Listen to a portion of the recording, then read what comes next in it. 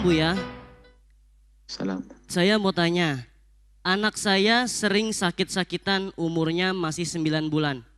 Sewaktu dalam kandungan, ada yang bilang katanya ada leluhur yang ingin hidup kembali dalam sosok anak yang saya kandung.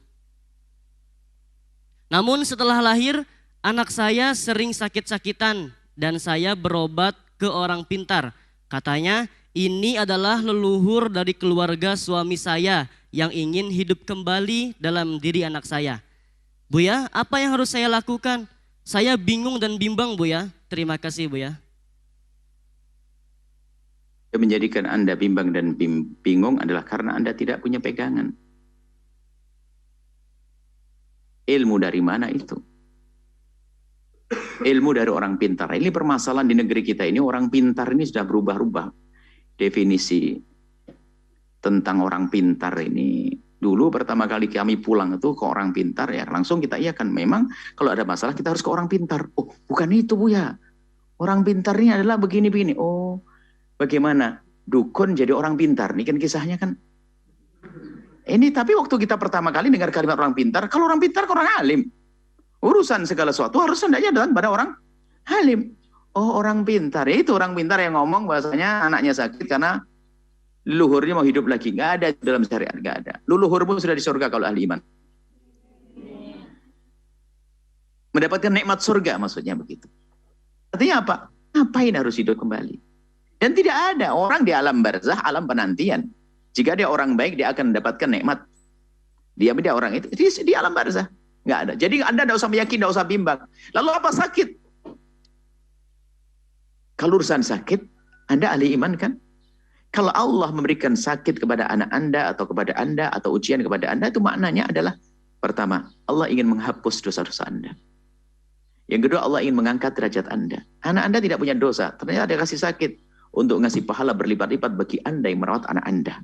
Yang ketiga adalah untuk menabungkan pahala yang banyak nanti di akhirat. Pahala di akhirat yang agung. Pahala di akhirat yang banyak. Jadi Anda dengan ini akan terhibur. Anda tidak usah sedih, gelisah. Urusan sakit. Sakit. Apakah karena Allah membenci Anda? Loh, kalau Anda merasa bersalah, tinggal bertobat. Baginda Nabi Muhammad adalah orang yang sangat dicintai oleh Allah. Bayangkan, punya anak yang sangat disayang, Sayyidina Ibrahim. Di usia 2 atau menjelang 3 tahun, lagi asik. Mulai bisa bertutur kata, diajak ngobrol. Allah ambil kok. Apakah karena Allah kurang cinta Nabi? Oh enggak.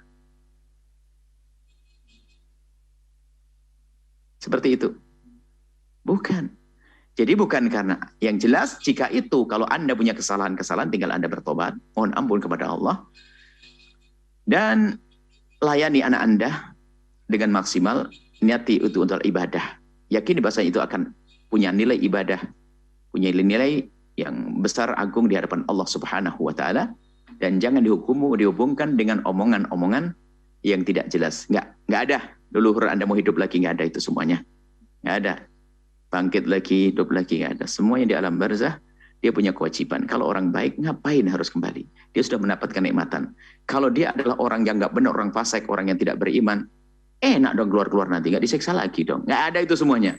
Dia sudah harus tanggung jawab dengan berlakunya. Makanya kita yang mikir kalau mati bagaimana nanti. Punya amal baik atau tidak?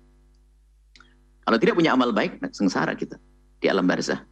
Jadi anak Anda sakit, Allah akan mengangkat derajat Anda, Allah akan mengampuni Anda, Allah akan menabungkan pahala yang besar bagi Anda, dan jalani itu dengan penuh ketabahan, bawa ke rumah sakit untuk berobat. Jangan punya keyakinan yang aneh-aneh. Jangan punya keyakinan yang tidak benar, seperti yang disebutkan tadi. Semoga Allah memberikan kesehatan dan memberikan ketabahan, berikan kekuatan, kecukupan bagi Anda dalam merawat anak-anak Anda. Semuanya yang sehat bisa menjadi orang yang sehat, soleh, solehah, yang sakit cepat sembuh insya Allah.